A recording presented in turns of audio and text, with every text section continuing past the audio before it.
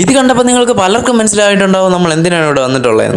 Guys, അങ്ങനെ നമ്മളിപ്പോൾ ഇവിടെ ചൂണ്ടയിടാൻ വേണ്ടി വന്നിട്ട് ഇങ്ങനെ ചൂണ്ടയിടാൻ വേണ്ടിയിട്ടുള്ള എന്റെ ചൂണ്ടയാണ് താതാളയും ആ പൊങ്ങി കിടക്കണ്ടേ, അതിന്റെ പേര് പൊങ്ങെന്നാണ്. മീൻ വന്ന് കടിക്കുമ്പോഴത്തേക്ക് ഈ പൊങ്ങ് താഴും എന്നുള്ള സെറ്റപ്പാണ്. ഇതാണ് ഈ സഫിനെന്തും ചൂണ്ടയിടാനുള്ള ഇതിലേക്കാണ്. അവന് കിട്ടിയാണോ അല്ലത് ഇതാ ശ്രീ ചൂടാ. എങ്ങനെയുണ്ടാ ഫിഷിംഗ് എക്സ്പീരിയൻസ്? സ്രാവാ എങ്ങനെ ചൂണ്ടയിട്ടാ ഇറങ്ങാ പോയി. ഗൈസ്, അപ്പൊ ഇപ്പൊ ഞാൻ ഇട്ട ചൂണ്ടയില് എങ്ങനെ മീനെല്ലാം കൊരുത്തിട്ടുണ്ടോ നോക്കാം. പക്ഷെ പൊങ്ങൊന്നും താന്നിട്ടില്ല ഗൈസ്. നമ്മളിവിടെ ചൂണ്ടയിടാൻ വന്നപ്പോഴത്തേക്ക് ഇവിടെ നല്ല പ്രസന്നമായിട്ടുള്ള അന്തരീക്ഷം. ഇത് കണ്ട കുറച്ച് നല്ല മഴയുടെ ഒരു ഇതൊക്കെയായിരുന്നു. പക്ഷെ ഇവിടെ വന്നപ്പോഴത്തേക്കും ആ ഒരു ആംബിയൻസ് മാറും.